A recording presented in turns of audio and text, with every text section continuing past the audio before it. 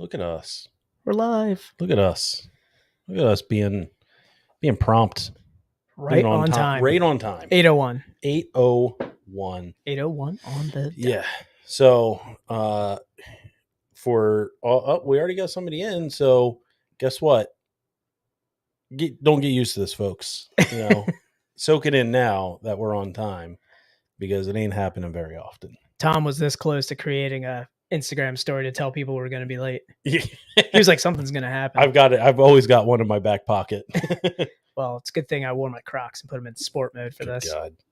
Your Crocs you got Crocs and socks, which is even more of an abomination. Dude, it's so nice to feel the breeze come through the Crocs and hit the socks and just kind of cool them down a little bit. It's making me physically ill right now. My stomach is turning.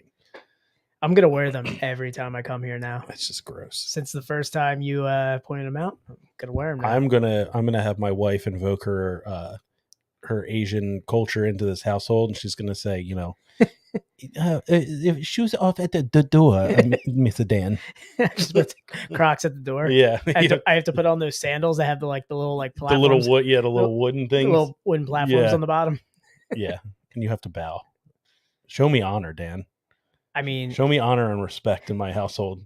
I mean, kimonos kind of sound pretty cool. Oh man, should we get kimonos? I think so. I think we should. If we do like a Japanese rice lager for this. Oh, I like where this is all going. We're barely 2 minutes into the podcast, and we're cooking with oil right now. I come back from my pilgrimage, and I'm just full of ideas. Oh man, I love it. All right, let's go. Start.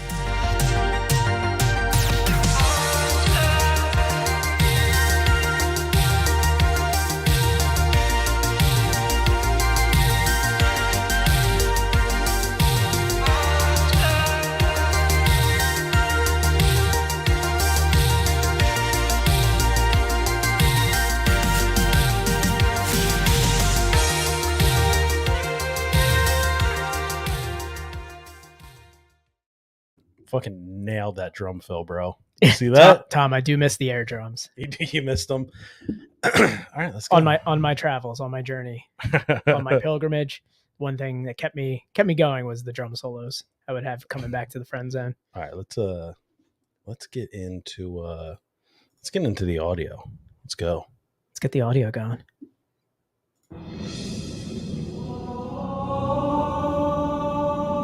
He's returned. I have.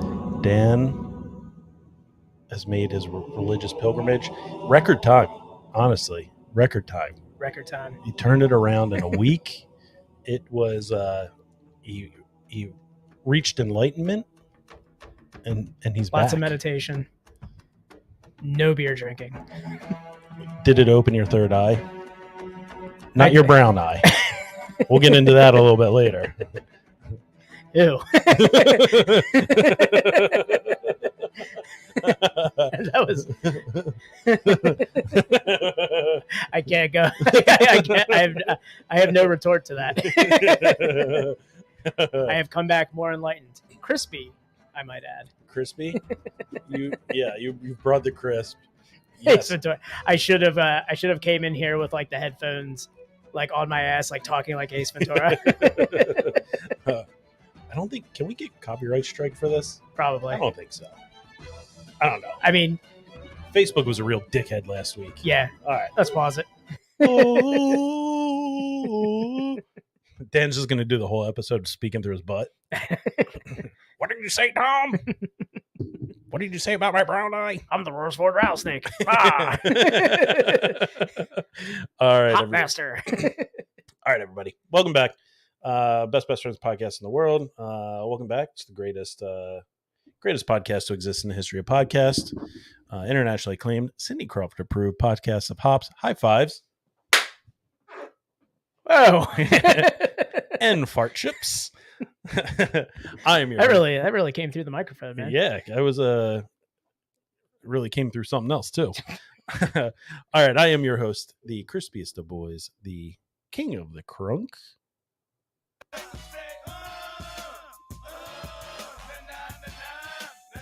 Oh, I was turning up the wrong dial. And I was like, why is this not turning up? Were you turning me up? No, I was turning the computer up. Good God. All right, it's Tom. And I'm your other host, fresh from my pilgrimage, the Royersford Rattlesnake. Brother Royersford Rattlesnake. Give me a heck yes. It's Dan. All right, everybody. It's you know what it is. You know what it do. It's the year of the early 2000s. Late 90s, early two. We're still live, right? Yeah. Yeah, we're still cooking live. All right. We can still go. I don't think we still have audio though. I don't know. I mean, bumped into it and it just.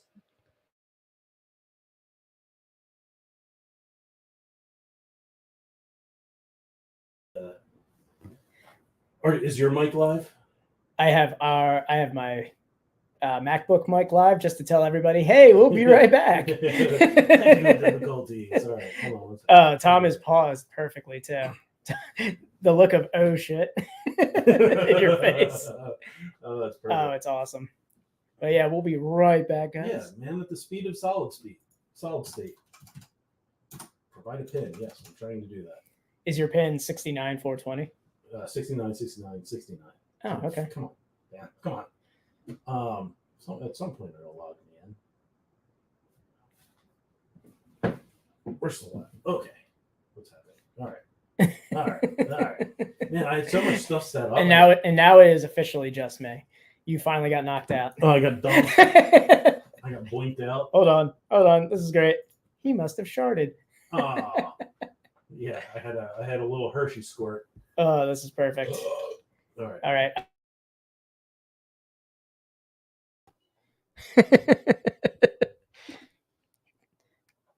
And now, where's Brother Dan? Hold on. At the stream? There you are. Yeah, I'm here. All right, so we're back. All right, cool. All right. Awesome. I must have sharded. It's all laugh at Tom's shitty computer that he spent a lot of money on. All right. Let's get back into this. All right. It's the year of the late 90s, early 2000s hip hop. Correct. And I don't even know what to do. Yeah. Late 90s, early 2000s hip hop. And the podcast will start right. I had this all queued up and it was going to be all nice. I know. When I came into the studio, you had everything set up. Right. And now I've just been thrown through a loop here. All right. And the podcast will start right now. Come on. Hey, niggas. Hey, mom. What's up? Let's slide. All right. We gonna get it on tonight. I never thought in my wildest dreams that we'd have Cameron on the soundtrack. Don't forget about Jules Santana. Oh, my apologies. We gonna take it right tonight. Cam apostrophe Ron. Yeah. And we gonna get it on tonight. All right. We're out of here with that. So we don't get Facebook. Don't be a dickhead. No copyright strikes. Yeah. Don't be a fucking cocksucker. We got to stop it at 20 seconds instead of 30, just to be safe. I stopped it at 26. We might be. I'm living dangerously, Dan. Living on the edge. All right. I mean, with that fart earlier, you kind of were living a little dangerously. Yeah, I was. That was a real. Yeah, we'll leave it at that. You put a lot of confidence. There was a lot of oomph into it. Put a lot of confidence. Yeah. You trusted it. I'm going to check my drawers after the episode. Oof. All right. Yeah, guys, welcome back. Dan's back. So there's that. I am back, brother. Yeah, brother. Whoa. All right. Brother Dan. No, it's not a Hulk Hogan reference, but whoa, brother. All right, let's breeze through these. Subscribe, rate, review. Subscribe. Follow, rate, review. Follow, rate, review. You would think we'd get it by now, but we don't. Wait, no. A subscribe, rate, and review just comes off the tongue better. And it's right there in the notes. So yeah, we haven't even changed it. But yeah, subscribe, rate, and review, everybody. Yep. Subscribe to the podcast. Drops every Wednesday. Yep. Rate the podcast, Tom. What's the rating? 5-star. 5-star party. 5-star party, guys. Yep. Shoot us a review. Be creative. Hurt our feelings. Whatever. We don't care. Just do it. Help us get in the algorithm. Dan, last week I found out People can Go follow and unfollow continuously. You just follow, unfollow, follow, unfollow, follow, unfollow, follow, unfollow. You can do that until the sun burns out. Guess what? What? Going to help our algorithm. Really? Yeah, it'll bump us up. It'll put us on Apple's radar. What are those? Like click farms or something? That Yeah, the people click do? farm. Yeah, the Chinese click farms. Yeah, we should get one of those. They've slid into our DMs several times. Oh man, we got to click. We can get you so many. Do you want 6,000 natural followers? Like, yeah, but you're not going to get it. Oh, click farm. Yeah, click farm. But then we like get hacked and it's Bitcoin, and we're basically selling people Bitcoin on our Instagram. And Bitcoin, whew, man. I hope you didn't hedge your futures with Bitcoin or any crypto, because that shit is in. Crypto is just taking a nosedive. Crypto is what you did to your toilet all last week. Ah, Yeah. just destroyed it. Yep. Yeah. So, if you like the podcast, tell your friends about it. They might like it. And then follow and unfollow a bunch. Just on your break. Follow, just, unfollow. Just click farm. Be your own click farm. We are asking Be an our entrepreneur. followers to be click farm. Yeah. We're not going to actually go find a click farm. We want you guys to. We're click free range click farms.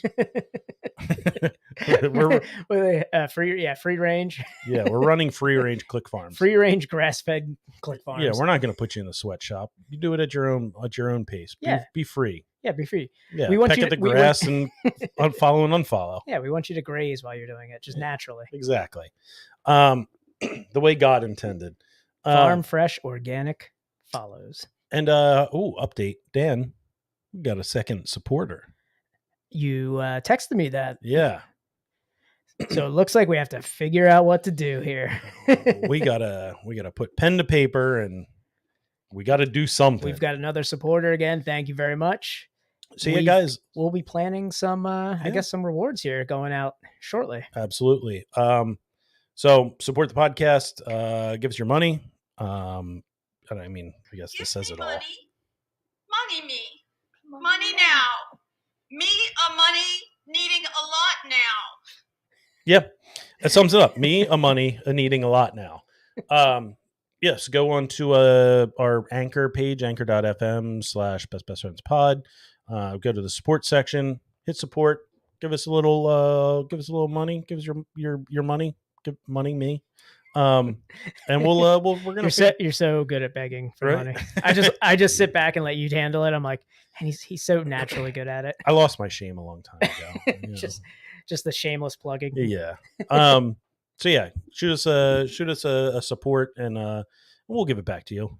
You know. Yeah, we have some PBS totes that we're going to be designing. Maybe just we might just flat out just be like, hey, we might just send you some beer. We're so wise in our financial dealings that we're like, oh man, we're asking for people for $4.99, and we're going to give them like $30 and stuff. It's such a dumb thing to do. Yeah, but I mean, we're hemorrhaging money here at this podcast with like the support. Yeah, you guys, slide us $5. We're going to send you $30 worth of beer. Yes. Let us. We're not winning out on this. You are. Let us turn your $5 into debt. Yeah. I feel like at the end of the fiscal year for the podcast, it's just going to be one of those like line graphs and just going to be sinking.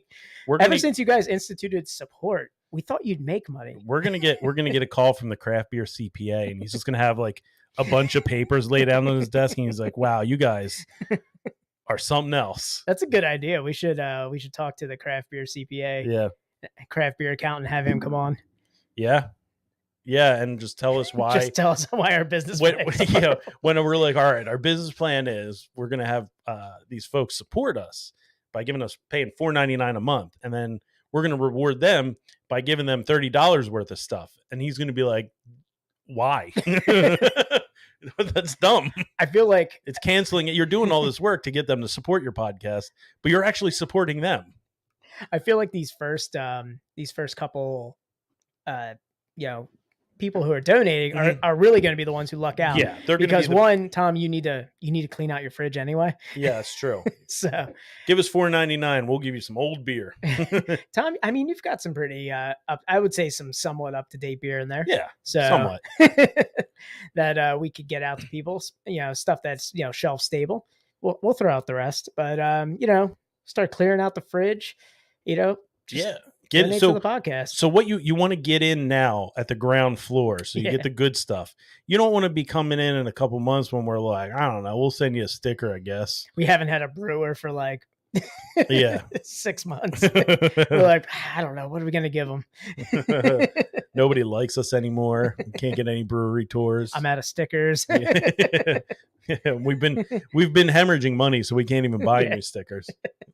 All right, let's get into the proper podcast. I mean, this is some great banter. That happened by accident, but I know, I felt really good after that begging session.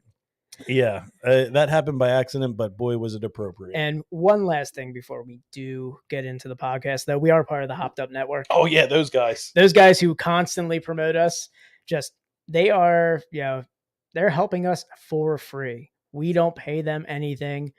They promote our podcast oftentimes before I even get a post out there. So those guys, we always want to plug them. So guys, check out Hopped Up Network. They're an ever-growing group of independent beer podcasts. Check out all the other podcasts on the network at hoppedupnetwork.com. Follow them on social media at Hopped Up Network.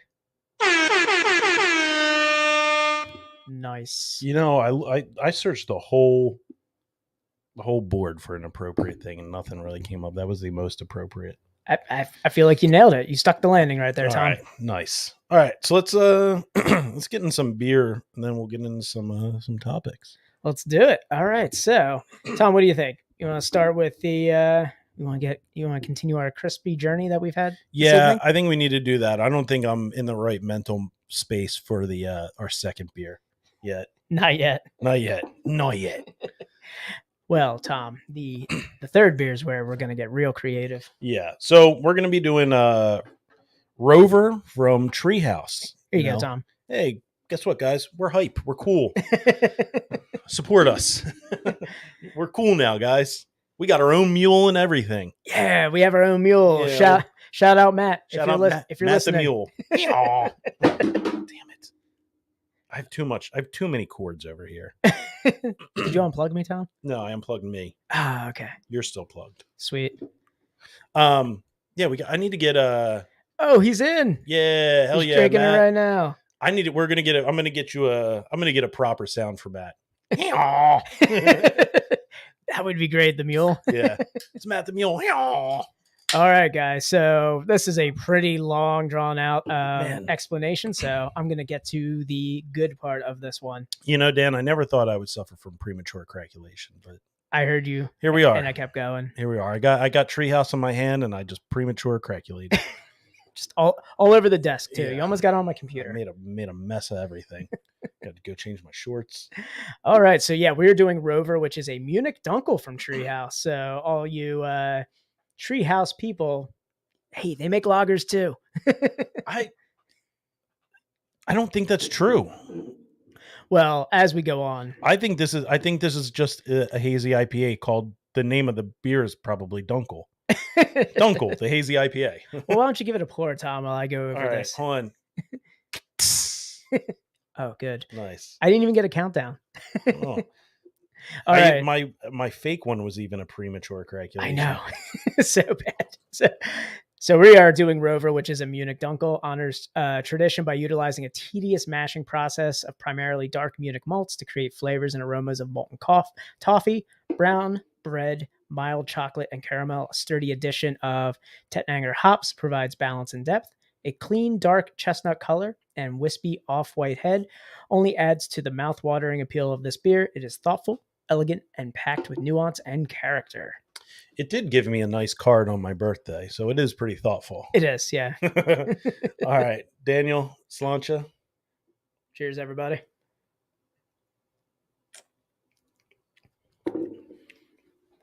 And if you guys are, loyal listeners of the podcast, you'll know Dan and I are quite the fans of the Dunkel beer. We are. Dunkel, Marzen, Czech Lager, all the same general. I would say this is actually my third different Dunkel in the last month. All right. So, I like the way this podcast is turning up. So before my craft beer sabbatical, I went and visited Warwick, and at Hayes Fest decided to buy a Munich Dunkel, because when you go to a Hayes beer festival, Go against the grain. you go against the grain. Mhm. You buy a Munich Dunkel. Yeah. So bought the Munich Dunkel, and then I was also gifted Dancing Gnomes Munich Dunkel as well, Ooh. which is very good as well. I mean, it's just been bangers in terms of the Munich Dunkel, and right at a time of the year where I would say like the Munich Dunkel, not really like I would say a sought after beer once it starts getting warm. It should be all year long. We've been proponents of the all year Marzen.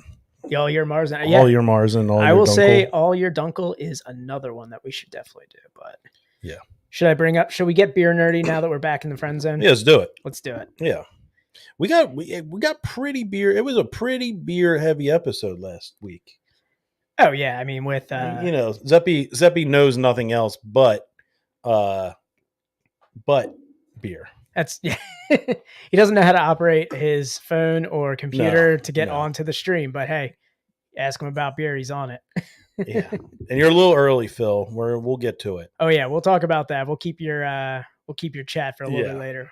We'll do the let's go over the overall impression for the Munich Dunkel here. So we did the overall impression of this one, but I feel like we are going to be hitting similar notes here, and I think we might tick all the boxes here. So traditional malty brown lager from Bavaria, deeply toasted, bready malt flavors without any roasty or burnt flavors, smooth and rich with a restrained bitterness and a relatively dry finish that allows for drinking in quantity. Yeah, Matt, nail on the head there. Love it. Premature commentation.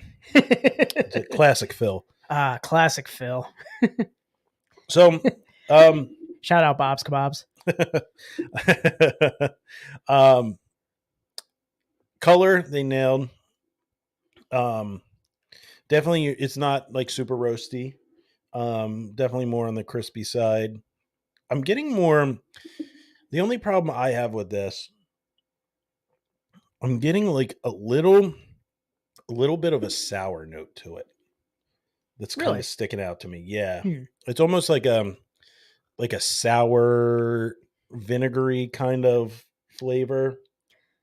So I'm not really getting that. I am getting the I'm getting the hint of chocolate in it without being burnt. Okay. So like it's instead of like going full roast, it's kind of more like a dark kind of chocolate. Right. With the with it. Not getting too much of a sour note on it.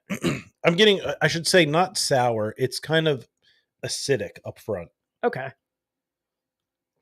Yeah, I'm getting this weird, like, acidy kind of flavor right up front. But then that kind of mellows out and it tastes like a normal Dunkel. Yeah, it could be just a reaction to, I guess, like, because the hops on this are going to be pronounced up front.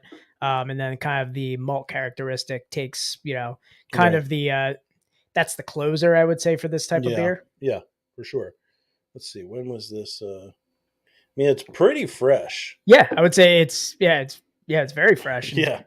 It's not even a month old. Yeah. I'm not getting too much of that sour, though. I am definitely getting a ton of the hints of chocolate, which is something I like about the Dunkel.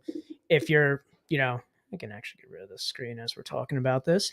The Dunkel kind of dips its toe into like stout territory without going into the full roasted malt. You just get like subtle chocolate to it, which I like on the lighter body of this beer. It's almost like a cold brew a little bit. What's like sitting on my palate is that bready dark chocolate flavor, which is enjoyable. I can't put my finger on this flavor up front. It's almost like putting my tongue on a battery. Yeah, I don't know what it is. It's weird. I don't know. Maybe I did have COVID and it just fucked up my palate. I don't know. Who knows? So yeah, we're doing a Treehouse. Yeah, which I think is pretty unique with doing a Dunkel for Treehouse. We've talked about Treehouse in the past. We've done, some of the hazies. over the course of the pandemic. Mhm. We've had some mules go out, grab some Treehouse for us. We've had, Julius, the green, variations of all of those. But one thing that I saw on Rover's description was this, I guess they're calling it a new era of artistic growth for Treehouse. Basically, Treehouse is getting crispy. Yeah. Hey guys, we're gonna actually brew beer now. They're like, hey, we really took off with these, hazies. Let's get back to basics, I guess, is what they're trying to do. So we talked a little bit about this before the podcast, and we had another offering from them, Wanderer, which is a Helles lager. Mhm. They have a list of recent beers that they say they call it the new era, but Right. it's kind of We're- stepping back to the basics and going like traditional styles. Right. We're actually brewing beer now. Yeah. Which, not to discount like the hazy IPAs and stuff, they were kind of the forerunners of that. Like Mhm. I would say, the most sought after and kind of from the get go. Yeah, it was like them, Alchemist, Lawson's.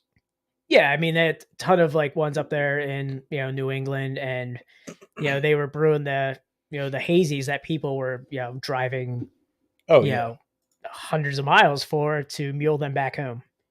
Shout out to all my friends who have given me Treehouse. I've never been to Treehouse. I've never been to the actual brewery, but apparently all of my friends go, and then I just get a ton of their beer. So thank you guys. Well, that's something for later. Oh, okay. Yeah, we'll get into that in a little bit. But yeah, Matt, if you want to call in and tell us about your Treehouse experience, line's open for you. We'll open the lines to everybody else in a little bit. Matt's our call-in guy, resident beer mule, and we have to get that. Yeah, we have to get that mule. Yeah, we gotta get the. That would be awesome. Yeah, he's our whatever the WIP call. Hey, it's John from Roxborough. What's that? What's the woman on WIP that always calls in? I don't know. She's like the Eagles fan. She does the chant. I forget her name. But anyway, going back to the beer mules. Mm-hmm. Oh man, have we made fun of a good number of beer mules, especially the Treehouse mules. But yeah, I mean, we had to take advantage of the opportunity. So I guess like it's funny because we had beer mules pre-COVID, and like beer muling kind of really took off like during COVID because of like takeout and people not really going anywhere. Yeah. Favorite tree, the one closest to Westover. Oh, isn't that? I was gonna say, one close to Westover is the main location for Treehouse. Yeah, isn't that Charlton? Yeah, yeah, that's Charlton. Yeah, it's like you cross over Vermont into Massachusetts real quick, get some legal weed, get some Treehouse, and then you pop right back onto the interstate and head back to Pennsylvania. I think our weekly this is from Vermont, Berkshire Roots. Shout out Berkshire Roots. Yeah, shout out Berkshire Roots. You guys through a couple tough episodes. But yeah, early days of the podcast, we had one mule initially. Well, we were forced to kind of be each other's mules too. That's true. Yeah. I mean, but we got our initial Treehouse hookup was Ben, our very first craft beer podcast we ever did, with Chef Ben. Yeah. He muled us Treehouse and The Answer. Yeah. And then it became like this series of, it got kind of quiet where we kind of turned, kind of local beer muling because of the pandemic. We were going around to local breweries doing takeout, and that's kind of how the podcast took off. Mm-hmm. And then as things started opening up again, people were venturing out. And I think like beer muling is like coming back for, post COVID. See, I was going to say, I think it was, I think it's dying down. I think breweries are starting to really crack down on beer muling. I think the breweries are, but I mean, they're enforcing like, limits on how much you can get. Mm-hmm. I mean, Treehouse has always had kind of a limit on the amount of beer you can get at a single, standing in line. Actually, as soon as you come out of the line, load up your car and go back in the line, you can get more. Right. It's kind of like the grocery store. You can only get a certain ounce of, amount of beer, but as soon as you put it back in your car and go back into the grocery store, you can get more. Right. Well, there's a difference. Like Zeppy and I last week talked about Troon resellers. And Well, yeah, there's the resell. I yeah. think there's the resellers are an absolute. They're pieces of shit. I think that's like two different schools of thought. You have the resellers and the mules. I think the mules are a different. I mean, Well, there is a gray area where they kind of merge, but I feel like the muling is like your buddy or your, you have a friend who goes out there. But there was also there was a big thing. I think Treehouse was the big one where they cracked down on muling, where they were like 192 ounces. Yeah. See, you can't. Pennsylvania. Yeah, I think that's Pennsylvania. Yeah, Pennsylvania. Go fuck yourself. It's fucking Quaker How many state. times I get a 12 pack and I just go back and it's the worst. But yeah, they Treehouse was big in stopping mules, like no proxies, no mule. They wouldn't do proxy orders, so you would have to. Well, yeah, proxy orders are. Yeah, that's. I think that actually started shutting down. It's essentially the same as muling. It's just so you don't have to settle up with somebody. Yeah. Let's see. What do we got from Paired Pints here?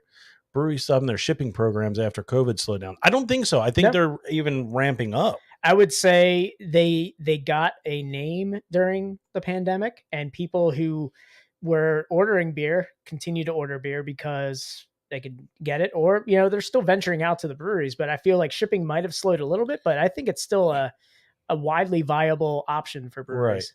Right. And dude, why are you going to Monk's Cafe for Heady Topper? I feel like I see Heady Topper everywhere now. Heady Topper at Giant. Yeah. It's everywhere now. Heady Topper at the Jjjuiceeee. Do they have Jjjuiceeee anymore? No. Is that gone? Okay. Yeah, Are you sure there aren't any in like Delco or Jersey? Like they still have a Jjjuiceeee? No, Jjjuiceeee is way gone. Like gone? Yeah, gone. When's Acme going to be gone? Acme? No, they're still big in Delco. Acme? Yeah. You gotta put that third syllable in there. Acme, yeah. Acme. Yeah, that's how my boss's wife says it. The Acme. I'm gonna start calling Heady Topper and say, you got the Acamist? Acamist. So you got some Acamist here, Giant. I'm not just so. Oh yeah.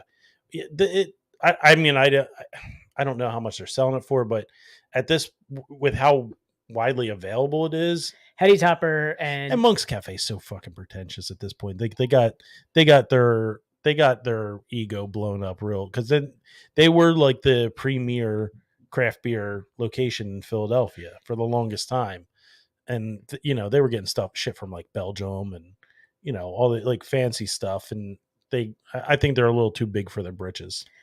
Yeah, the sell Heady Topper. I mean, maybe in Philly that might be why, because I don't know if how many places can you go in Philly to get Heady Topper. Yeah, I don't know. I'm not sure. Like our demographic, we're a little spoiled with. Might be able to go to Whole Foods. Maybe we're a little spoiled with distribution, like with Giant and grocery stores around us. Wegmans. Yeah, we're just gonna Delco out everyone. Yeah. You got Giant, you got Wegmans, Rediners. Oh, do they have beer at Rediners? I don't know. I haven't been to a Rediners in a while. Why us? Weiss. Why us? But yeah, we have so many like bottle shops around here, and distribution really is not like finding any of those beers anymore is really not an issue. I think we're in the works of getting some distribution questions answered, man. Yeah, it's in the works. There's talks. Gears are turning. Yeah, things are happening. We're gonna have guests on again. Don't eventually. worry, folks. It's not gonna be just us bullshitting the whole time. Numbers are popping though, bro.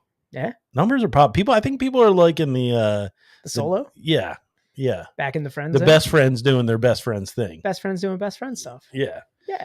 But to go back, I think in my opinion, I feel like because people were using shipping methods and they were being hyper local with their beer during the pandemic, that I feel like now that people are able to leave the house, I feel like the traditional beer muling is coming back, where your friend's like, hey, I'm going on vacation in New England. Right. I'm going to be hitting some places on the way down.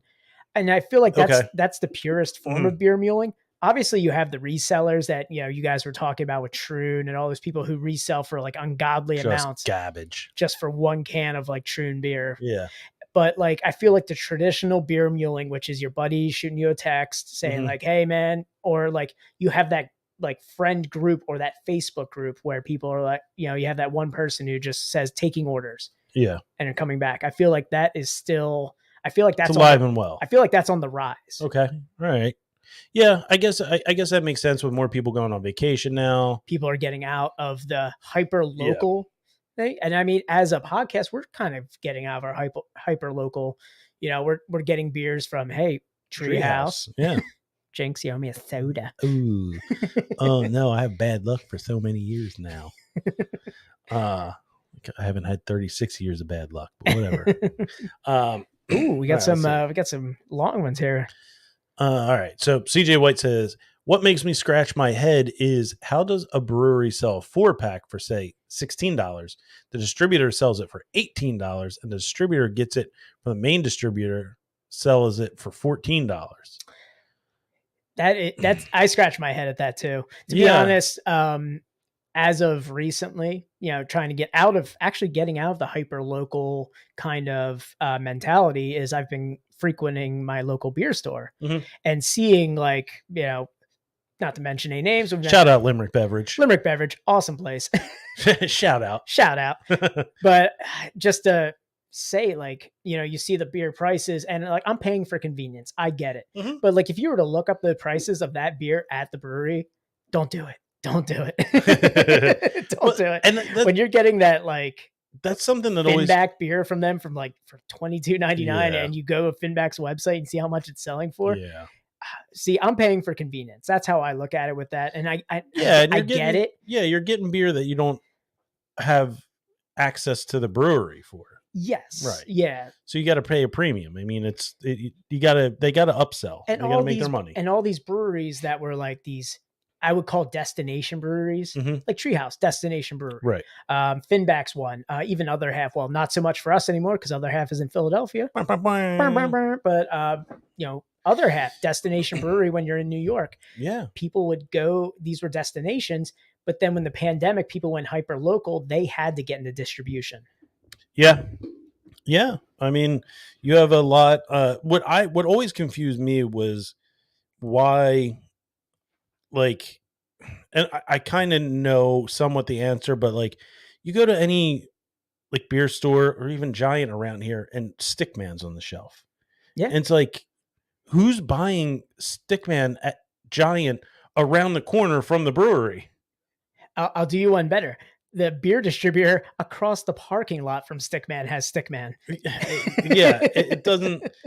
I guess I get and I think we talked to Ethan about it a little bit. And I mean, they really dipped into distribution early in the game too. And it's really for the people who wouldn't go to Stickman. Yeah. It's for the person that's, they're in the Giant and their local distributor, and they're like, oh, this, what homemade is best. This can looks interesting. And they look and they go, oh, it's in Made in Auror's for it. Oh, I'll buy this. Check it out. I think that's kind of the deal.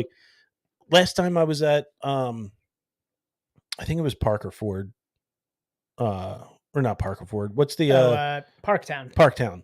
I was at Parktown. Some guy was like, oh, I'm looking for a workhorse beer. I really want to try their beer. And, which one should I try? And I helped him out, but I was like, it's only 20 minutes up the road, right? Yeah. And he was like, but I live right down the street here. And it's all right, convenience. I get it. We're both dads. We've got 15 minutes to go run an errand and come home. Yeah. We don't have that convenience right there. Right. Ooh, this is good. Oh, Evergreen sells it for $16. The main distributor, Bresky's in Harrisburg, sells it for $18. They distribute to Oakhurst Beverage in Harrisburg, who sells it for $14. I wonder if there's a premium or It's got to be. It's got to be a bulk deal. I would say that's exactly what I was thinking. Evergreen can't sell that to the distributor for $16. They're selling it probably for $8, and they're buying certain so many cases of it, and they're distributing it to a bunch of places who's going to turn around and sell it for $14. Yeah. And because they're buying it from the distributor for $12. It's again pure speculation on our end. We are not experts in distribution. We are in the process of maybe getting somebody who can actually educate us a little bit better. I've seen 10.7 cheaper at Limerick at the brewery too. That I don't know how that would work. It's got to be.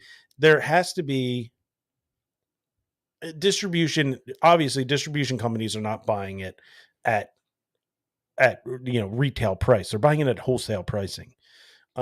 So I think the big thing for the breweries is they're getting rid of a bulk of their stock that's not going to go bad. It's not going to burn money by selling it, a $16 4-pack.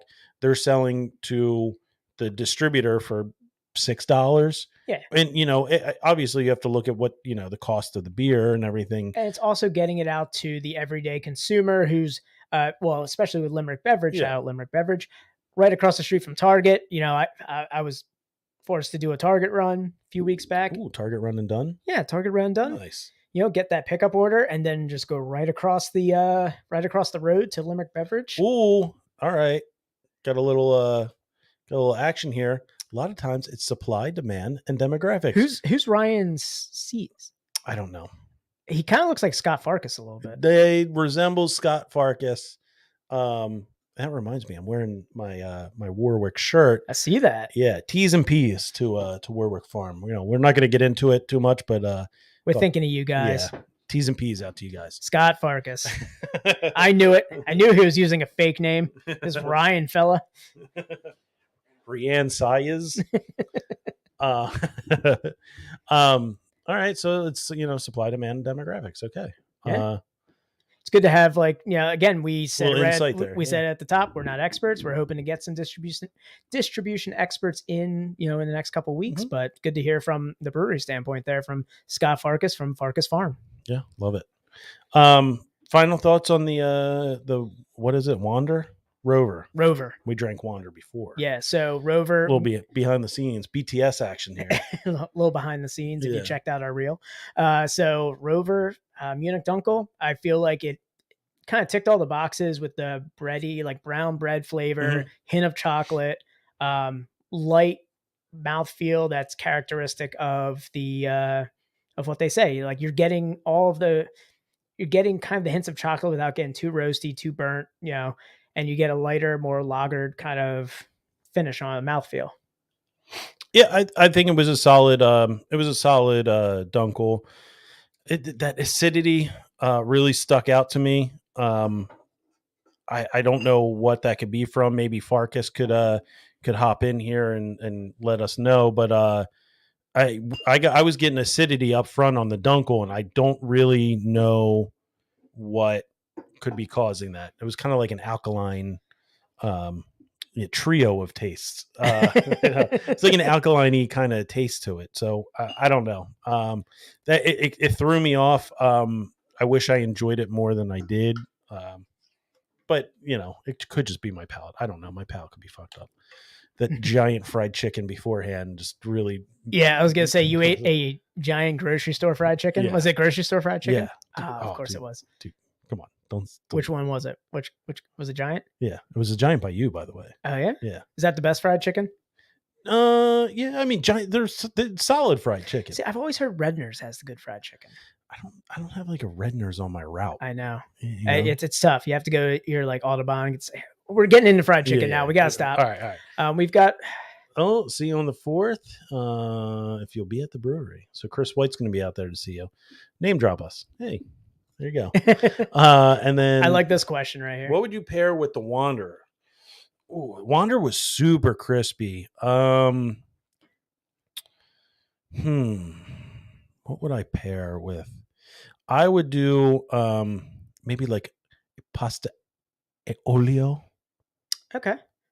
Maybe a nice for all you simpletons that don't know what that is. It's a pasta with lemon. Okay. Pasta with lemon. See, with the multi characteristic and just being like a nice light crispy boy, I went a little bit more like maybe bratwurst on the grill or like a hot dog on the grill or something. Right. Something to like have out, in the summer, something to enjoy, maybe like a nice, like spicy mustard or something composition on that. I like it. Just because it just has a nice, like clean washing away, like almost like a palate cleanser type beer where it's not going to affect the taste of the food too much and vice versa too. What's your red pepper for what? I don't know what red pepper. Pasta e olio is use whatever pasta you want. Quick recipe. It's really easy. Pasta, cook your pasta, whatever you want. I prefer pappardelle.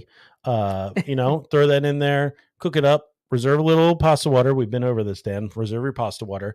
Cook up some garlic with a little bit of oil. Squeeze in a lemon. Ooh, beforehand. Zest that lemon. Zest that bad boy. Ooh, okay. Save a little zest up. Boom. Throw that in there. Crushed red pepper can go in there. My wife thinks air is spicy, so we stay away from the crushed red pepper. So you got lemon juice, lemon zest, garlic. Hit that, get that going a little bit.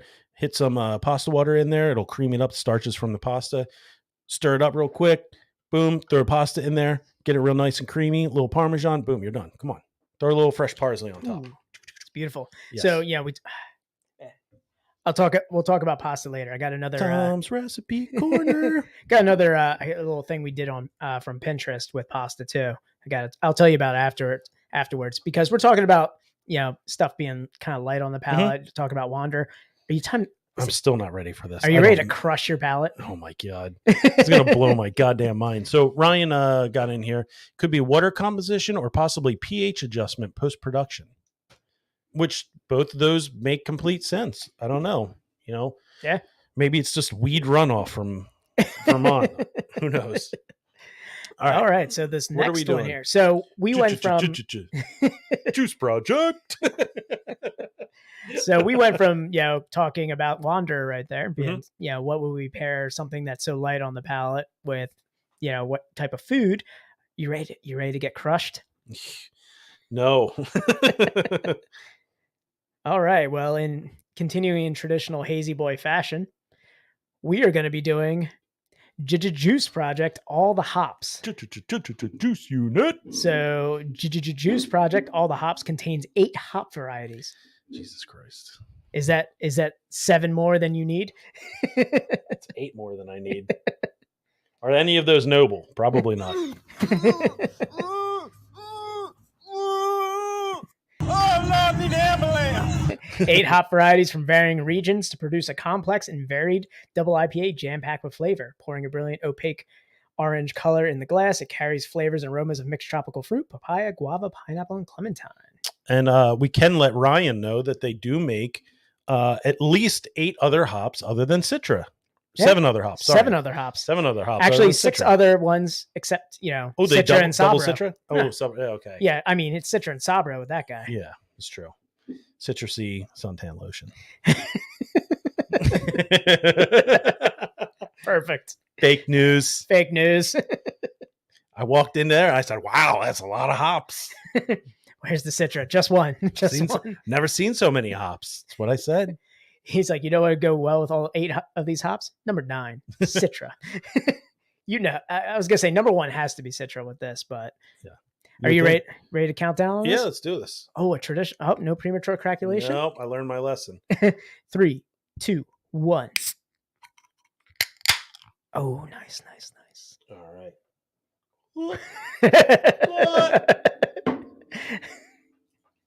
I mean, come on. Yeah, what's wrong with the beer we got? Ah, yes. You know what? I leave for one episode and I was going to come back and just make Tom hate beer again. Oh, this is seeming like a good candidate. Oh, man. All right. So as I'm pouring this out, boy, did that pour thick. It's a hazy boy, man. Well, it is a double, so. It smells like Vermont.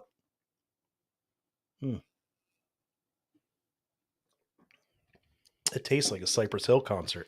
Oh my God. that is all the hops. Whew. All right. Do you remember I was gonna say it's in my teeth. Really makes the adenoids tingle. Whew. Treehouse didn't ask themselves if they should or if they could. Good. They should have stopped to ask if they should. Yeah, that's the quote. Christ. Oh my God. This is hop explosion. I mean, I'm gonna finish it. Don't get me wrong. I'm the self-hating hazy boy. I'm like 8.4 mixed notes aromas of mixed tropical fruit, papaya, guava, pineapple, and clementine. Who was smelling this and going, I'm getting pineapple, guava, tropical fruit. You know what It's I get? probably the tasting. 8 hops. Yeah. 8 different hops. Foliage. My nose hairs are burned off now. My God. This is earthy. Mm-hmm. If I were to have one characteristic for this, earthy. Yeah, it's Just, God, it's just sitting there. I even took a couple of sips of water after the Dunkel because I wanted to see like the purest like hit of this beer. And I kind of regret. I wish I still had some Dunkel on my palate to defend it. I'm gonna have to use. I feel like the Dunkel was like Jon Snow on the wall, and this is just White Walkers attacking. This beer is White Walkers on my palate. Oh my God. I feel like I'm gonna have to douse myself in Axe like when I got out of your car in high school. Oh, I know. Yeah, this is right after our quote trip to get breakfast. Mm-hmm. Yeah. Our daily morning clam bake. You can really taste. Oh. They really jam packed it in here. So let's give a breakdown of this. We're suffering right now. It's a lot to handle. It is. It really is like I couldn't drink a 16 ounce. I couldn't either. And this is coming from somebody who I honestly, I love all of the hazies I've ever had. I've never had one from Treehouse where I went like, I'm not drinking that ever again until now. No, I mean, King Julius, Green. I mean, they're all really enjoyable. Yeah. This is a struggle. This is a struggle, but for the sake of content, we're going to finish this beer. Oh, for sure. For our integrity. I feel like we need something to oh shit. Did we have some missed calls? Yeah, Matt called in and we missed it. It didn't ring. Hold on, let's see if we can give Matt a call back here. I just want to ask him who hurt him. Can we do it? Go on. Hold on. Come on, Matt. Matt, call in. And we want to get your first sip on audio. Call in and crack. Yeah, crack this beer. Yeah. I don't know why it didn't ring through the speaker. Oh, there he is. There he is. Call from. Yeah. To accept, press 1. To send a voicemail. Oh, perfect. What's up, Matt? You. All right. So we gotta, man, you gotta crack into Who this. hurt you? Yeah, this is brutal, dude. I want to crack this open right now. God, I mean, it sounds so delicious. Show us on the doll where Treehouse hurt you. No, I'd seen this one. And I was like, man, all the hops. But how bad could it be? Because I had a couple juice projects before, and they were really, really good. So I was like, okay, I'll try this one. Same. But I actually haven't cracked that one open yet, and yeah, I don't know. I don't know if I'm ready for this. Well, buckle up. Yeah.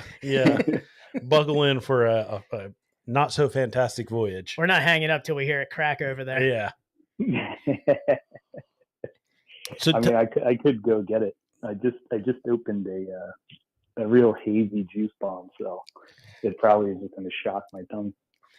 Tell us about your experience at Treehouse. Sure. Yeah. So I've been about 3 times now at the Charlton location. I think once right before in 2020 when the pandemic, right before it hit, like in February. So it was like the perfect time to go. I think I picked up like, I don't know, 10, 11 cases that run. So see, yeah. Alive and well. See, there's no limit. You just put it in your car and you go back in line.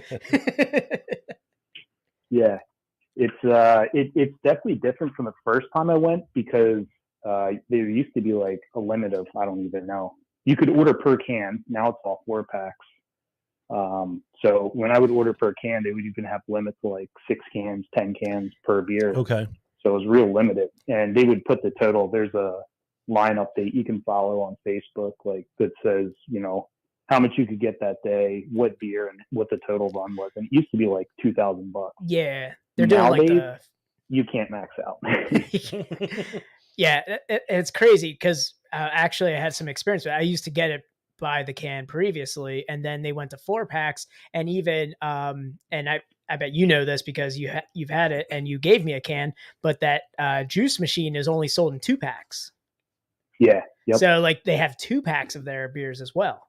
So there's only ones Yep. you can get there like even further down. Like so they've limited like the packs, but you can, there are ways around it.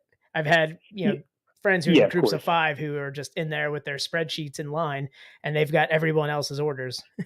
So here's what I saw The when I variety checked packs. online. Yeah, the variety packs are very interesting. Yeah, so here's all the variety packs here. Double the IPA, double the fun. Yeah, spend $130 on IPAs and go home and get real weird. But yeah, so did you see any of these with like the variety packs there?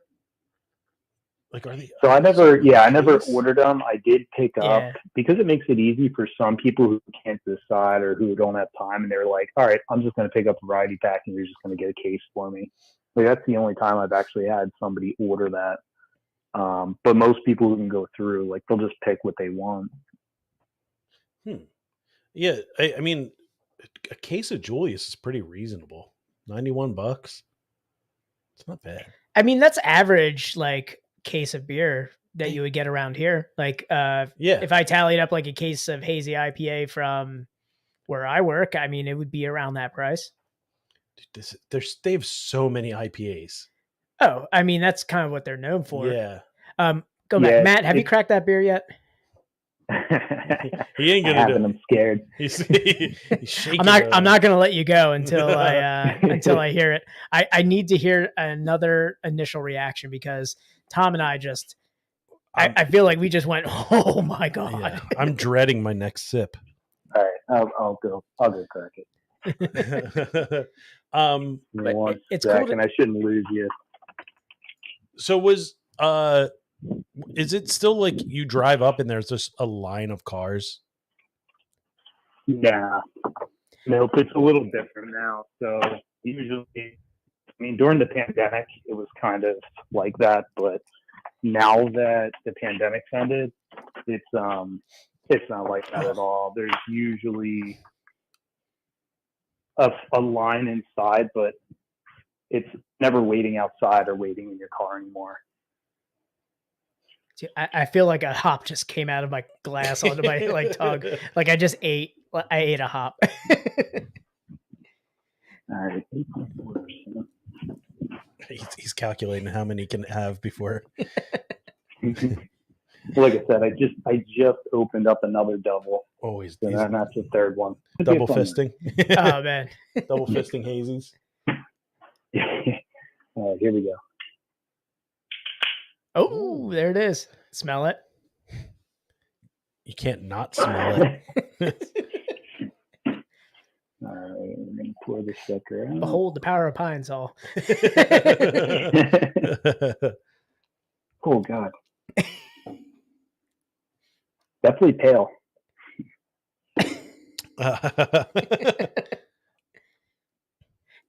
Yeah, it's they should have just called it Mr. Toad's Wild Ride. Yeah, right. What was the one that they banned at Disney, like Thunder Mountain or something? I don't know. What was the one that got like know. canceled? Oh, I don't know. What is it? It's a Small World with all the racist robots in there.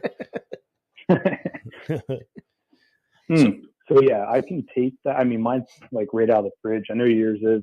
I keep mine super cold, so I think I'm missing out on the hop. If I let that sit a couple minutes, I can tell the second sip that's gonna burn. I'm getting hop burn and heartburn.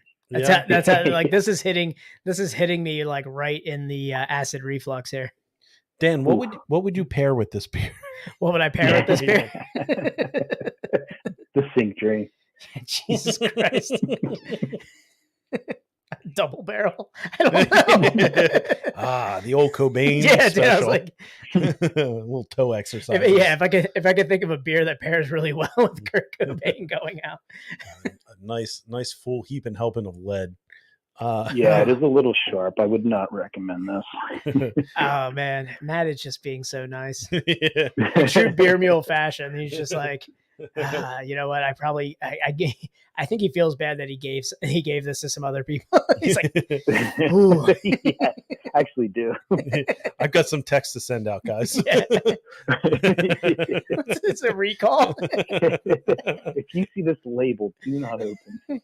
The steering column on your Ford Fiesta just got a recall. It's this beer. The beer has gone bad. The hazy is bad. Yeah. If you see a green can, it's a bad batch. Whew. Yeah, I mean, oh man, what would I pair with this? Oh, yeah. What food paired pints would we pair with this? Man, I feel like I'd have to go with something fishy, like a fish taco. Okay. I would probably have to do something blackened with it. I was thinking of something bold. That's what I was thinking with like a blackened fish is usually kind of bold, or like something like a fish taco, something that has a fishy taste. I was thinking of have you ever had Mississippi mud meat? No. All right, so that's like you just get a thing of chuck roast. You throw it in the crock pot with a full stick of butter, Okay. a packet of ranch dressing mix, Ooh, okay. just to make the seasoning, I mean, you've got me sold. and a jar of pepperoncinis. Okay. Yeah. Low and slow, 8 hours. That shit falls apart. It's so flavorful. You know, we've done that with like pepper. Yeah, with like, I feel like we've done that before. I don't think we call it that. It might have been that in the recipe, and I just didn't know. But my wife definitely did like a slow roast with just like peppers in that, like pepperoncinis in there. Yeah, it's great. Throw it on a Kaiser with some horseradish. Throw it on top of some mashed taters. All right. Do a little egg noodle action. You can do anything. Really. I was thinking it's pretty bold flavor. Bold flavor. Yeah. No, I get it. No, I can definitely see that. I think I was trying to pair tropical, like there are some tropical notes on the nose, and I was thinking of like maybe it might go with like, hey, maybe if I get a mango chutney on top of that like blackened chicken or something, it might hopefully pair well with it. But this is just, You know, it would probably go really well. Just some DEET. Just spray some DEET in your mouth. you know, go well with this. The drain on my kitchen sink. Oh, now you're just recycling Matt's joke. All right, Matt, what are you had a couple sips. What are you thinking here? Final thoughts. Yeah, final thoughts. Final thoughts. Definitely wouldn't order it again. Definitely hop burn. It's just too much. I think they overdid it. I would not shy away from getting a Juice Project line. But if it says all the hops, definitely a no. No. Yeah, I've had some of them in the past that have just been select hops, and they have been great. This one though is it's a miss for me. Definitely. Yeah. Hey, but thanks anyway for muling this thanks for beer, man. This has been we've had some good ones here. I'm gonna have to up my game now when I trade with you. Did you get into that last one, or is that what's going to be for the third one? Oh no, that's a surprise for Tom. I'm gonna let him drink a little. I'm gonna let him drink a little water first. Okay. I didn't bring a water tonight. All right. Thanks, Matt. Yep. Cheers. All right. So there's our beer mule. Matt the mule. That was awesome. Yeah, this is definitely Did you finish it already? I'm sorry. I saw you had two glasses there. It's getting down there. Okay. Yeah, this is definitely a miss for me. 8 darts is too much. 8 darts is too much. 8 darts is too much. Yeah. I mean, I guess I'm glad we tried it because it's interesting conversation. We can't love everything. Nope, can't love every beer, Dad. And I love hazy IPAs. I enjoy them, and I cannot, for the life of me, enjoy this. I am not looking for these last couple sips. No, it's tough sledding right now. All right, so let's choke this down, and we got a couple real quick topics to hit on here. Rebel Hill. Let me sift back through here. Rebel Hill. New Oh, yeah. location. Let's just say Phoenixville's getting a little crowded. Hey. Hey. Now, Hello 422 spilled the beans on their Instagram, so I think you can spill the beans, Dan. Oh yeah, of course. No, Rebel Hill spilled the beans today. Oh, did they? Yeah, we made our announcement today. So, And that's what they were probably reposting it. But yeah, we made our announcement that we are moving into Phoenixville proper. So we are going to be in town on Bridge Street, slinging them beers. yeah, an actual brewery is going into that building now. What do you mean?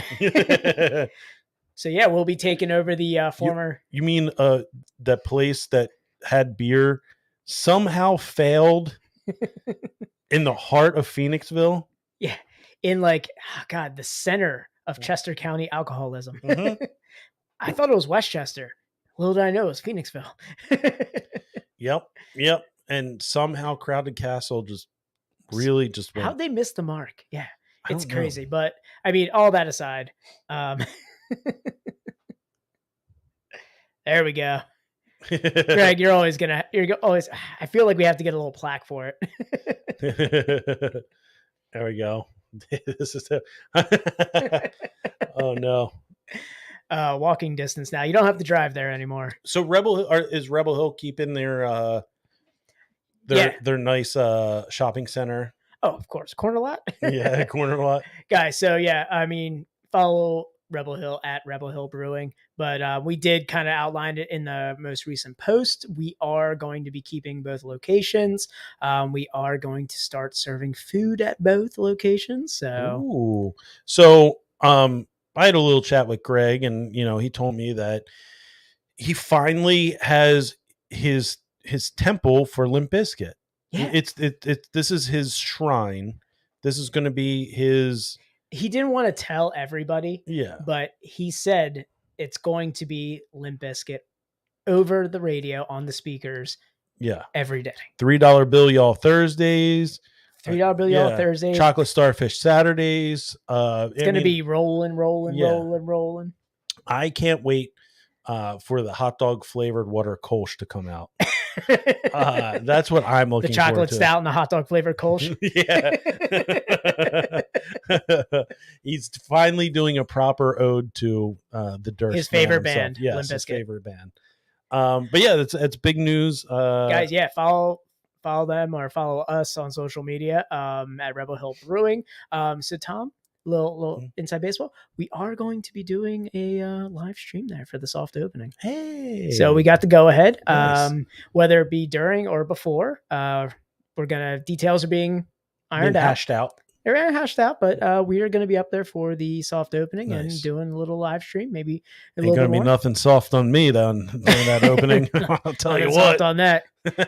Doug's got dreams of crispy boys for everything. I mean, we've got some crispy ones on draft right now, but we've got dreams of the future. Is there going to be brewing at the? Dreams of the future? Okay, dreams of the future, Tom.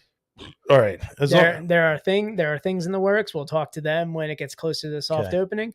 They're going to give us a lot more information probably then. I will talk to you after the podcast with some more information. Hey, a local live show for once. Hey, maybe more people will tune in than Victory. God damn it. God damn it. Where were all of you during that?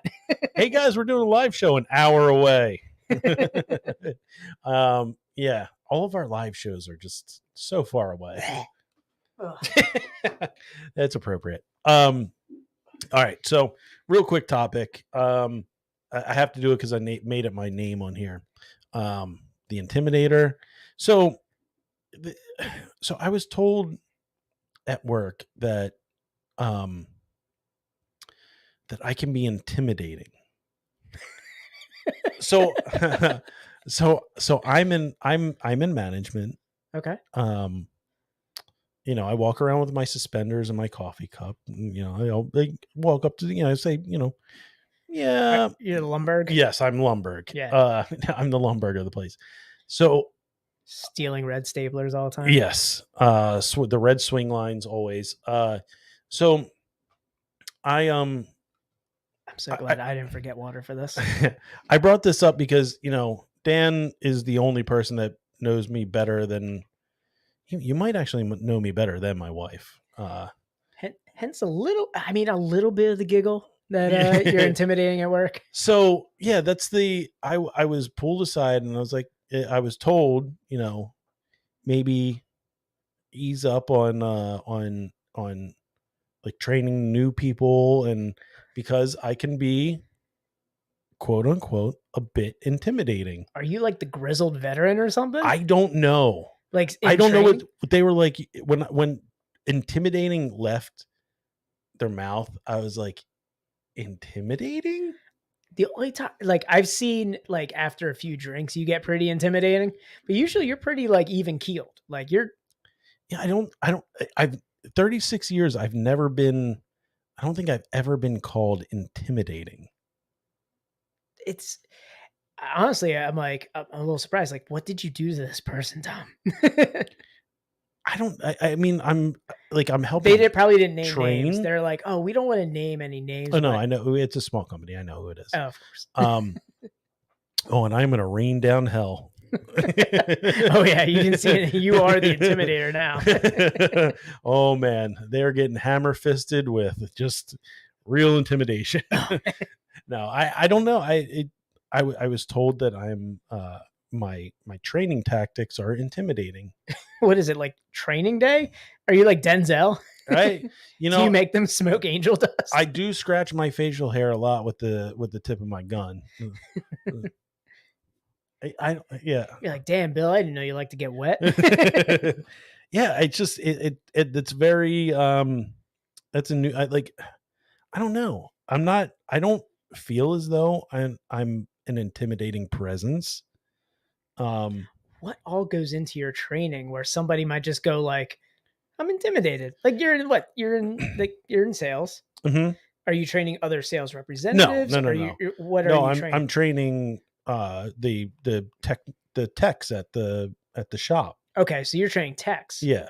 So it's basically just kind of train them to make sure the product goes out correctly and up to our company standard. Got it. And I don't know if they used the word intimidating, that they were intimidated, but I think they might have had a gripe with how I was training, and it was construed as intimidating. Maybe not bring the cat of nine tails to work when you're training them. Are you just like back behind them, just like whack, just against the wall? I know I did do, like, I was in seeing how they were performing their job, and I was observing, if you were. I do have a tendency to just like to fold my arms, okay. And I don't know, like, but even then, like, I mean, is that intimidating? It's been a long pandemic, and to be honest, the rest that I get folding my arms across my stomach, like now, like I got kind of a shelf. Yeah, I've been doing it myself too. I'm like, I've never been an arms crossed kind of guy, but now like that I have like somewhat of a shelf, and I just like, I don't know. Like I've been placing beers up there sometimes when I lean back on the couch. Like, I don't know. I mean, I'm not one to crack wise at work. It's not like the podcast. You're kind of formal. Like you would say, like I always call it like your business, like your business, like formal or something. Yeah, like my life is a mullet. I'm business up front, and on Tuesdays I'm party in the back. Yeah. Yeah, I'm a little surprised. I'm with you there. I wouldn't call you the intimidator, but I'm getting a nice forearm tat. I think one of those ones that's. I mean, if they really want to get intimidated, you should get it like a face, teardrop, like a face tattoo. Just like don't tell them and have them bring it up. Just be like, "Did you cut your hair, Tom? Something different about you. Something different about your face." Oh, I got something. I wanted to honor my past, so I got a little something. And just have them wonder, like, what happened. All right, we're at an hour 10. Do you want to get into your surprise beer? Yeah, let's. We need to bring up the beer. Yeah, we need to bring something back here. So hold on, let me get. Some let's bring it up, because I'm going to bring it right down with this trailer. Ooh, Small Johns. I mean, I figured we can just go back and Yeah. forth with this guy, but Yeah. so What are we doing here, Dan? I have no idea which one this one is. the only person who knows what we are doing is Hee-haw. Matt. Is the beer mule. But we have kind of a, I would say, related beer. Just gonna make sure I got the chrome tabs here. That last beer has you winded. That's, to be honest, like it's still on my palate. Ooh. So we are going to be doing Bird of Passage. I'll let Ooh. you look at that. A Munich Dunkel. So this is another Munich Dunkel that is oak aged Ooh. for an extended period of time, pouring an inviting dark brown color in the glass.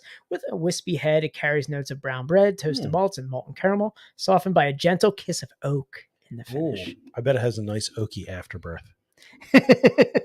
Love it. All right. But so this one's for you, Tom, All right. because yeah. Let's see how acidic this one is. All right, give me a countdown, Dan. 3, 2, 1. Oh man, I just took it all in the face there.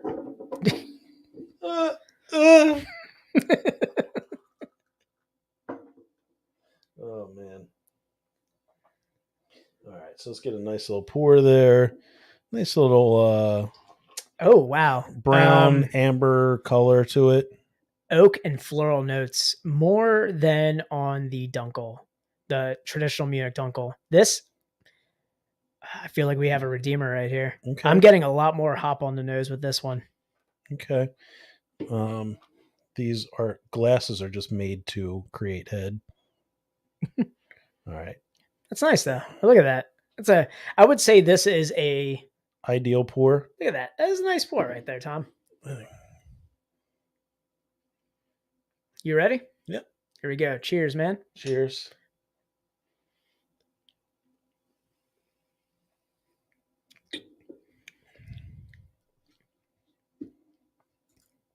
Ooh, there's the oak.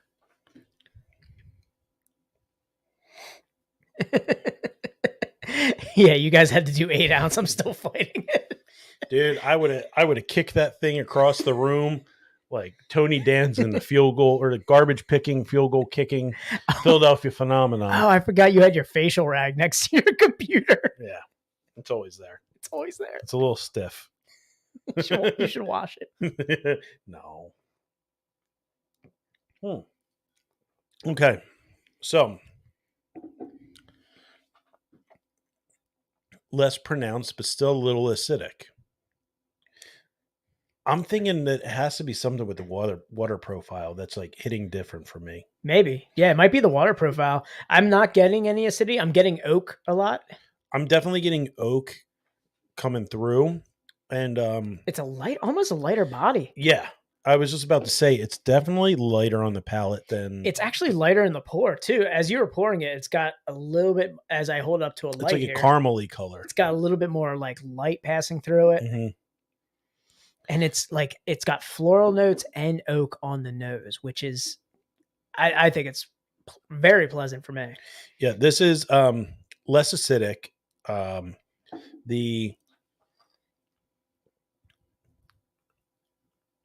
Yeah, still a little tiny bit of acidity to it for me. The oak is really nice because that is like even keel through the palate the whole time. Little caramel flavor to it. It's not as chocolatey. Yeah, it's had some time to sit. It's a little I think sweeter. the oak kind of. I think it's not as it doesn't get that. It's not bridging that gap as much into the stout territory with the chocolate. Yeah, I'm definitely getting sweeter tones on this one. Just on the nose, that floral, the hop, the tetanang on that. Mm-hmm. The nobility is just coming through real well. Yeah, it's good.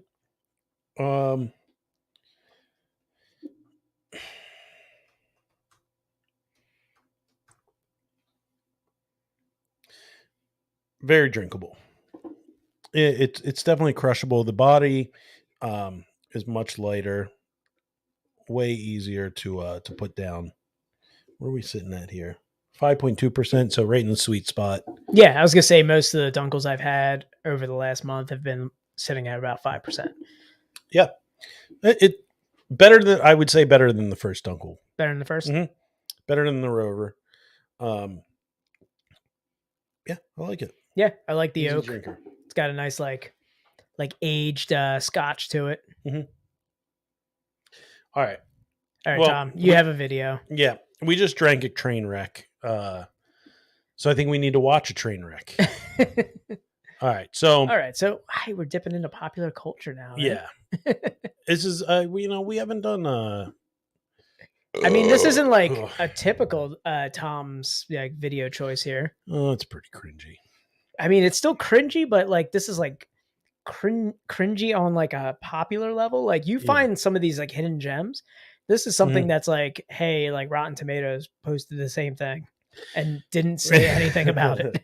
So, if you didn't know, well, today is Tuesday. Today the She-Hulk Attorney at Law trailer was released. I didn't know she was going to be a lawyer. Man, I don't know. Nothing about this makes sense. All right. Well, let's just let's watch the trailer and we'll give our takes after. Being a superhero is a trial by fire. Who's gonna protect the world if not people like you?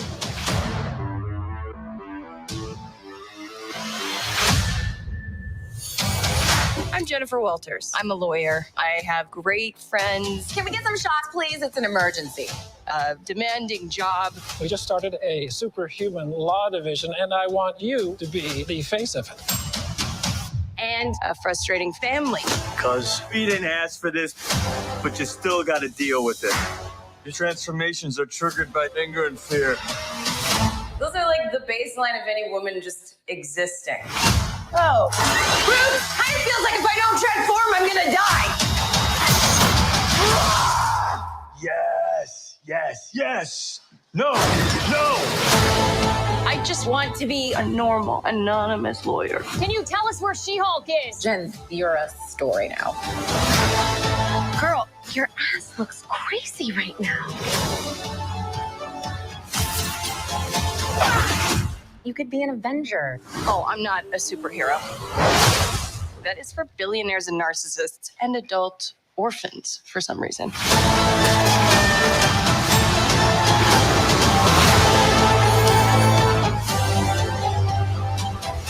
Is there anything more depressing than dating in your 30s? Yeah, this is the best date I've had in a while. Oh. Should we split some fries? Let's get those to go.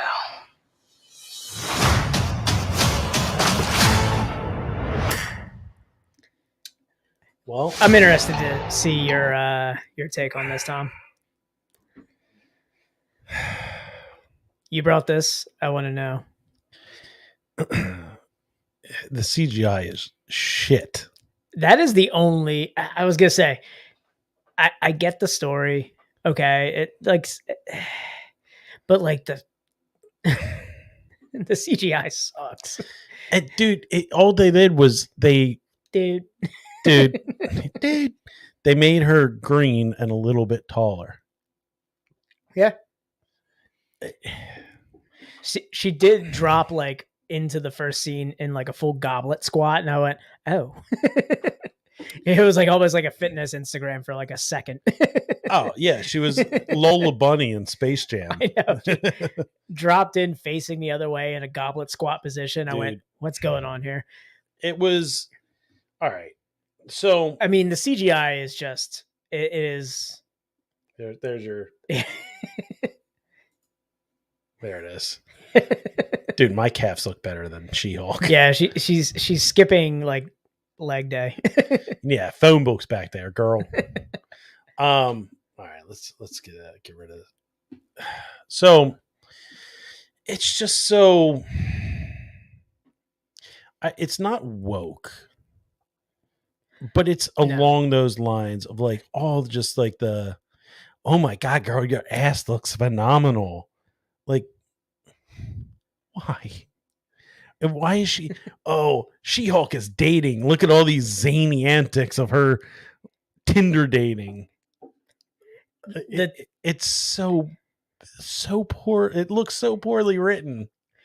Yeah, I feel like it could have done. I feel like, I don't know if it's Disney or if it's Marvel, but they're putting like an air of like it just like I wouldn't say like whimsical, but like something that's just like it's not like not like a superhero. It's not. They're trying to. I know it's not as dark as DC, but older Marvel had an air of darkness to it. Like and I feel like they're trying to tackle the female audience. They had Jessica Jones. That was about it. So you got to think. I mean, you still had Hawkeye. But think about like the whole Marvel universe. You had Black Widow too. Like Black Widow had a little bit of this, but not as much. But it was, I think what it is that the demographic for the Marvel universe is heavily strewed to the male demographic. I would say that the audience for the Marvel Cinematic Universe is somewhere around like 75-25 male to female. Yeah, I would definitely agree with that. I mean, there has been since like Endgame, like a surge, and aspects of it. I almost all of it I was all for. Like, I mean, even before Endgame, you still had like Thor with Valkyrie coming through and stuff like that. Like, there has been. So it's not like a push to like get female heroes. The problem is, so like Jessica Jones was not like a geared towards women show. Hawkeye, I don't think was a geared towards women show. I think this is a let's try and capture a female audience show. Yeah. What can we do? Because it's very like it's a comedy. It seems like there's comedy in there that is for women written by dudes. Okay. That's what it seems like. Okay. No, I would agree with that. Your previous thing saying like it's not geared towards women, I would probably say, like, especially with Jessica Jones, disagree, only because Jessica Jones was like a female initially, even from season 1, was a female victim kind of coming back and like, but getting stronger and facing her. I felt like Jessica Jones was a universal show. It was, yes, Matt, exactly. Forced. It is forced. It's forced. It's forced in this, but this is female Ghostbusters. Yeah. It's forced. It's forced. Nobody was asking for female Ghostbusters. And let's force this all woman cast onto people with these corny jokes of, and it's, again, I'm assuming just based on the jokes that we're putting it sounds like it's female dialogue written by a guy. Yeah. That's what it sounds like. This is like what was that movie with Sandra Bullock where she was like the FBI agent who went undercover as the beauty queen? Miss Congeniality. Why did I answer that so fast? I know you knew it right off the bat. God damn it. But this is Marvel Miss Congeniality right here. Yeah. It might because I feel like Marvel has done women better in the past. I mentioned, like Jessica Jones, that was written female perspective. It was facing her tormentor, but it was dark. It was edgy. Yeah, it had a great even story to it. Hawkeye coming of age, like superhero girl, and introduced new female superheroes or potential superheroes with Echo in that as well. But there's nothing wrong with introducing female superheroes. I know, but it was more like coming of age. Like she was young and immature, maturing into being a superhero kind of thing. Like it had a different. This is like Miss Congeniality. It's like quirky comedy. Right. Like She turns into Green Sweet D. She looks like Sweet D. Yeah, I was gonna say, where is it? Right there. Yeah, that's Sweet D. Sweet D from It's Always Sunny. Totally. Yeah, there you go, Big Bird. There you go. Everybody can see it there. Yeah. Looks like Sweet D. Looks Yeah. like green Sweet D. It just because I feel like they've done female roles better, even like in some of the the problem they've written for female roles better in the past. Even agreed. like Black Widow, like I mean, it wasn't like the blockbuster as like other ones thought it would be, but like I feel like they brought in. But again, it's 75% male audience. They weren't really interested in a female-led movie. If they made Black Widow a show, yeah, maybe. I feel like that was my one gripe about Black Widow is it had to be long form. There had to be more development for because Black Widow, her sister had to be developed more, which is great because she's not a super Hawkeye and stuff. She's not a super interesting hero. Yeah, you know, it's not like a where you have like it was a bookend. They had to close the book on Black Widow, which they did. They ushered in her sister, which she is interesting. She is like in Hawkeye, she is a great character. But it's not like she has like a very interesting superpower. Doesn't have an interesting superpower, has an interesting backstory. Yeah. Could potentially be brought up in the future. It could have been a cool show. Yeah. And they brought her back in a cool show, which was nice to see. And they're like, okay, now you think she might just continuously be this pop-in now. Yeah, this just it seems forced. And the thing was when we hit this, dating part, when we hit the title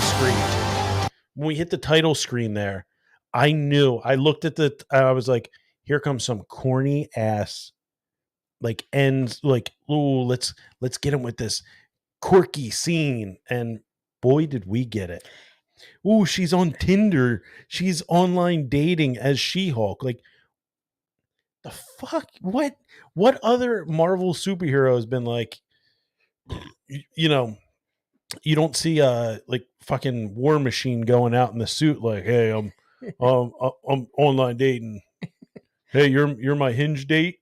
Like, yeah, I mean, I feel like it's putting superheroes in like relatable situations. It's kind of like what they did with fat Thor and put him playing video games with like all of this. So like I feel like they've been doing that a lot. It's lazy. It's lazy writing. Yeah. And like I said, like the best thing I could think of was like, this is like you said, it's men writing for women. Like Miss Congeniality just felt like it was like some guys like, oh, what if an FBI agent had to be a beauty queen? Oh, you know what everybody's been really asking what if for? A quiet female attorney had to be this strong female superhero all of a sudden? Nobody was asking for two broke girls in the Marvel Cinematic Universe. No. And that's what this is like. She's the girl and two guys, a girl in a pizza place. It's just one guy, Mark Ruffalo, She-Hulk, and a pizza place. This is the juice project of the Marvel Cinematic Universe. It's the same Universe. color, too. Yeah. The can's the same color. Oh my God. Yeah. So She-Hulk, attorney at law, which I don't. Why did they have much like Hot or a Juice Project? A miss. Yeah, big miss. Why did they have to name it attorney at law? Why couldn't it just been She-Hulk? Dude, I swear you said She-Hulk, and I thought like Hawkman attorney at law or something. Like I was like, isn't Birdman? This or Birdman? Yeah. I was like, is this like Birdman attorney at law or something? Like, is this something on like Adult Swim that I'm missing out on? She-Hulk in the comics is badass. Like She-Hulk's a cool character, and I feel like they're trying to do an origin that's relatable. Like an FBI agent trying to be a beauty queen. Well, and didn't they do a second one too? Of what? Miss Congeniality? Didn't they do like a Miss Congeniality too? I don't know. Tom, you're the one who knew the name right off the bat. I feel like they got like Thor Ragnarok and like Thor, what is it, Love and Thunder? It like they're like, oh, we got these cool kitschy names. Like now we got to do it with everybody. It's like, well, we had Iron Man 1, Iron Man 2, Iron Man 3. There's no subtitle there. All the other movies other than the Avengers didn't have like the cool subtitles and all. Thor always had it though. Yeah, that's the only one. Yeah. And it's the most recent movie. Well, yeah, I mean, Dark World, the second one had Thor Dark World. Well, I mean, they're the most recent series, but then it was bad. But then, they started getting into that where, Spider-Man, Homecoming, Far From Home. Moon Knight, museum gift shop employee. Yeah. Like, what are they going to put that at the bottom? It's just, it's unnecessary. It's just going the way of, it's long. I would say Marvel has overstayed its welcome at this point.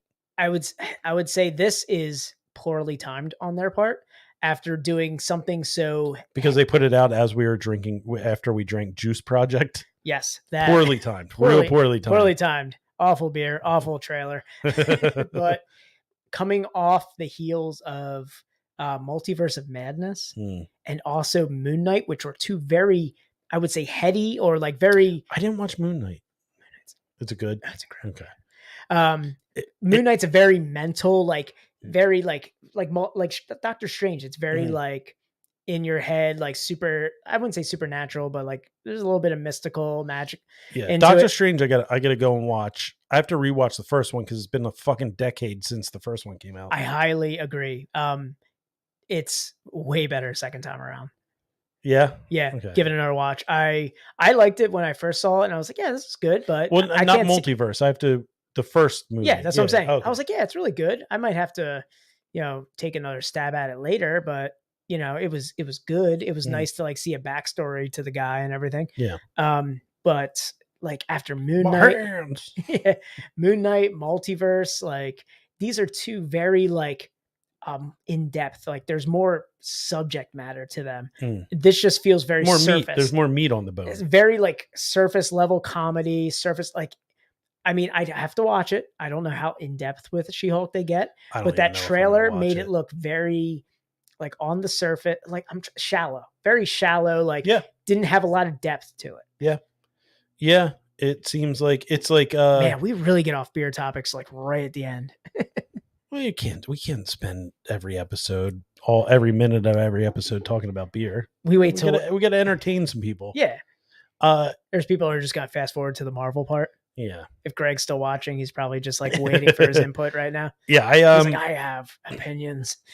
I don't think I'm gonna watch the Ally McBeal of the Marvel Cinematic Universe. Good.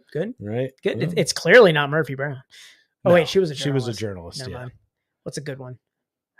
I don't know any other attorneys other than Ally McBeal. I don't know. It's just it doesn't look appealing to me. It was the same way with I'm gonna watch it to see if it connects anything. It was like Iron Fist.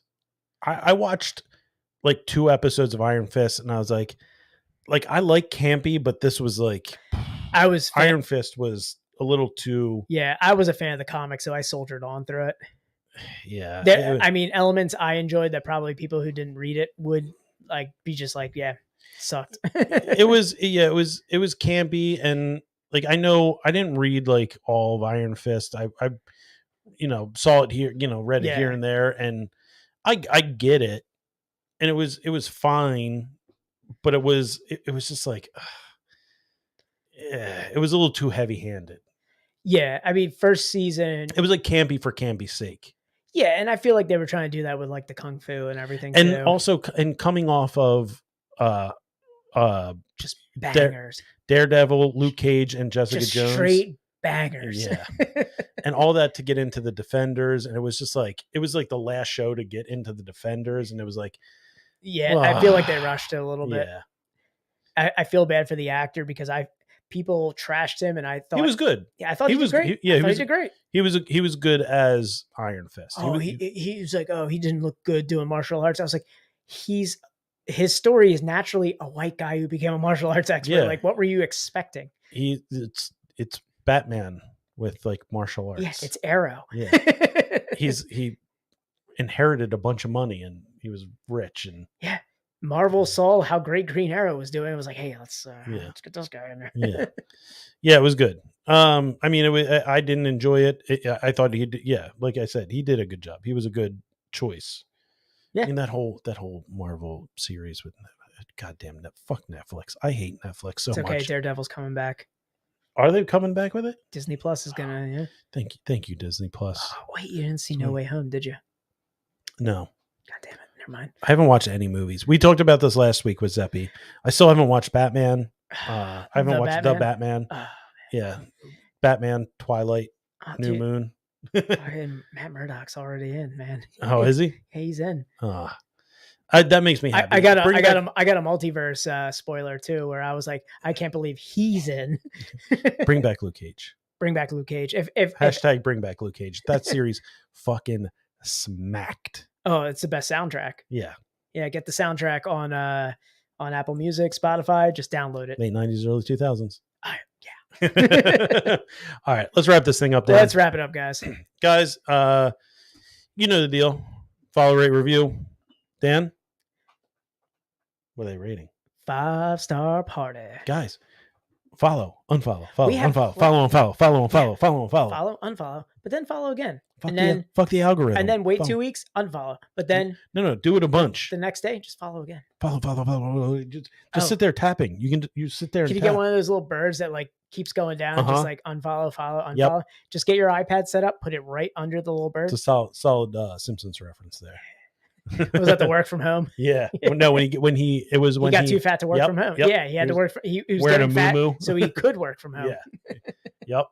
Wearing a muumuu, just hitting Y instead of typing yes. Yeah, that is it. That's a great episode. Yeah. So shoot us a review, help us get in the algorithm. Tell all your friends about the podcast. Give us money, support us. Greg, Justin, we're coming for you, brothers. We're coming for you guys. You're on our radar. Brothers.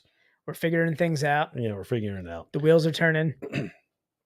All right, guys. Follow us on all social media. Dan, what's our social media? It's at Best Friends Pod. That's Best Friends POD. I'm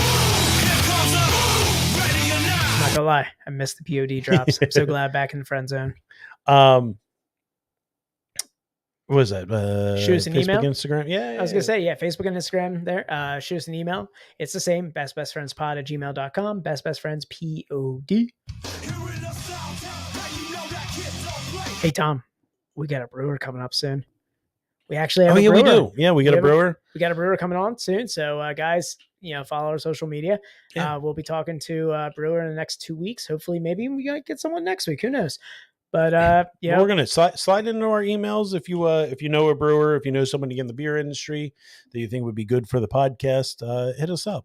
Yeah, hit us up. I mean, we're wheels are turning, but we definitely have at least one brewer scheduled for later on this year or later on this month. So, and then if you don't want to watch us on Facebook or YouTube, which Facebook, so we have they'll shut it down and they won't let people comment.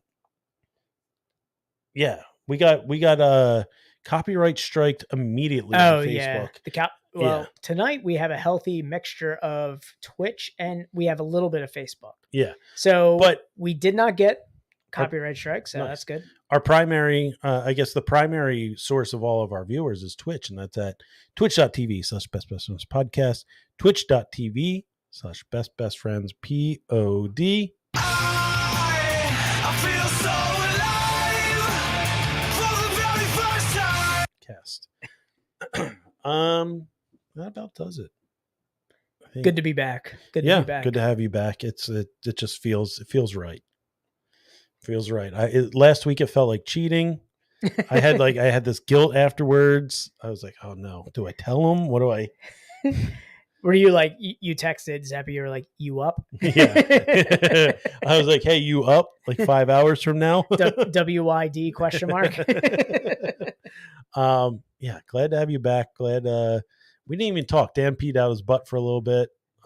Stomach bugs are real, especially if you have kids. Yeah. So yeah, kids, they're little meat bags full of disease. Little germ boxes. Yeah. Just chemical warfare in your house. Yep. You see your kid just cough once and you go, well, better start prepping now. Better go buy more toilet paper because I'll be shitting. Shit's a coming, and it's coming in liquid form. Flood's coming. All right, everybody. Dan, you know how I feel about you. I love you. Always have. All right, everybody. It's not goodbye forever. It's just